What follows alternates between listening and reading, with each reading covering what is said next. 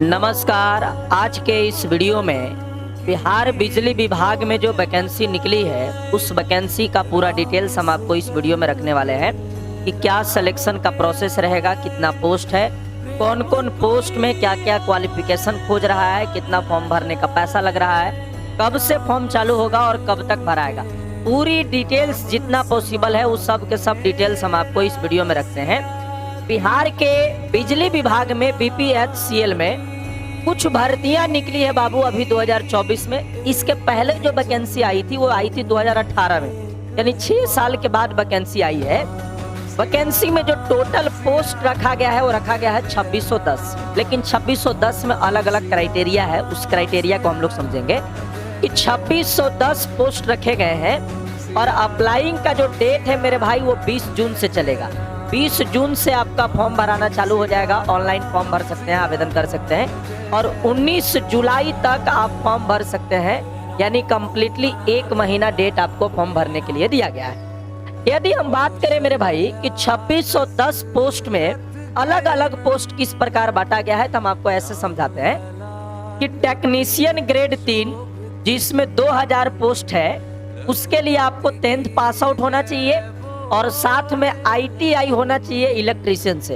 तो जो बच्चा आईटीआई इलेक्ट्रीशियन से पास किया है बिजली विभाग में बहुत अच्छी मौका है कि आप इजीली सरकारी नौकरी पा सकते हैं। तो ये आपका टेक्नीशियन ग्रेड 3 में 2000 पोस्ट है। जूनियर अकाउंटेंट क्लर्क में 300 पोस्ट है, लेकिन उस पोस्ट के लिए अप्लाई कौन करेंगे? जो बच्चा बीकॉम किया होगा, कॉमर्स से ग्रेजुएशन किया होगा, वो लड़का इस पोस्ट के लिए अप्लाई कर सकता है। कोरेस्पोंडेंस क्लर्क के लिए 150 पोस्ट है। उसके लिए नॉर्मल ग्रेजुएशन आपको होना चाहिए, किसी भी स्ट्रीम से यदि आप ग्रेजुएशन किए हैं तो इस पोस्ट के लिए एलिजिबल आप हैं। या स्टोर असिस्टेंट जिसमें 80 पोस्ट है और इसके लिए आपका ग्रेजुएशन चाहिए। अच्छा, ये दोनों के लिए ग्रेजुएशन चाहिए। कोरेस्पोंडेंस क्लर्क और स्टोर असिस्टेंट के लिए दोनों के लिए नॉर्मल ग्रेजुएशन चाहिए। और जेईई जिसमें जूनियर इलेक्ट्रिकल इंजीनियर पोस्ट आता है, जिसमें 40 पोस्ट है, उसके लिए आपका qualification diploma in electrical engineer होना चाहिए। बाबू ये पोस्ट आपका जेई के लिए है। और असिस्टेंट एग्जीक्यूटिव इंजीनियर में 40 पोस्ट है, इसमें आपका बीई और बीटेक होना चाहिए। ये आपका अलग अलग पोस्ट है, अलग अलग पोस्ट में अलग अलग क्वालिफिकेशन है जो हम आपको क्लियर कर दिए। थोड़ा सा इधर आगे बढ़ते हैं तो इसमें टेक्नीशियन ग्रेड 3 और जूनियर इलेक्ट्रिकल इंजीनियर के लिए जो एज रखा गया है वो रखा गया है 18 से 37 साल तक। और अदर पोस्ट के लिए जो एज रखा गया है वो 21 से 27 साल तक। तो एज तो काफी है, एज के लिए बहुत बड़ा लोचा नहीं है। और साथ में एज रिलैक्सेशन भी दिया हुआ है, तो चिंता करने की बहुत बड़ा विषय नहीं।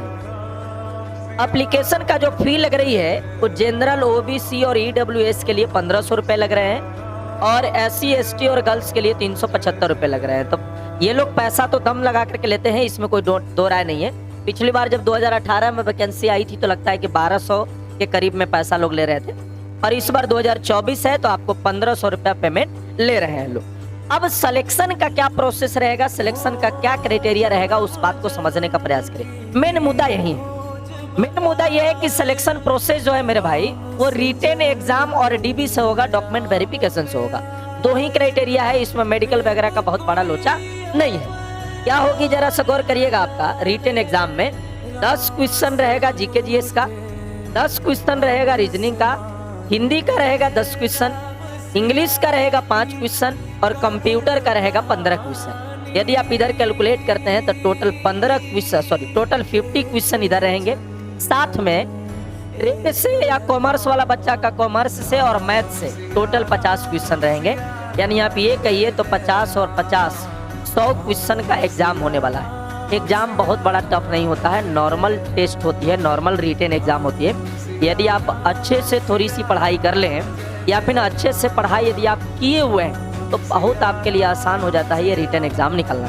और रिटेन एग्जाम निकल गई तो डॉक्यूमेंट वेरिफिकेशन कराइए और नौकरी करिए। अच्छी खासी सैलरी भी है, सैलरी का भी जिक्र कर दूं क्या? लिख के नहीं लाए हैं तो टाइम लग जाएगा, कहिएगा तो अलग से एक और वीडियो बना करके सैलरी का भी उसमें जिक्र कर देंगे। ठीक है, किसी प्रकार का और यदि क्वेश्चन चल रही है आपके मन में, आप कमेंट बॉक्स में लिखिएगा तो हम आपको कमेंट में जवाब देते चलेंगे। ठीक है, धन्यवाद, थैंक यू।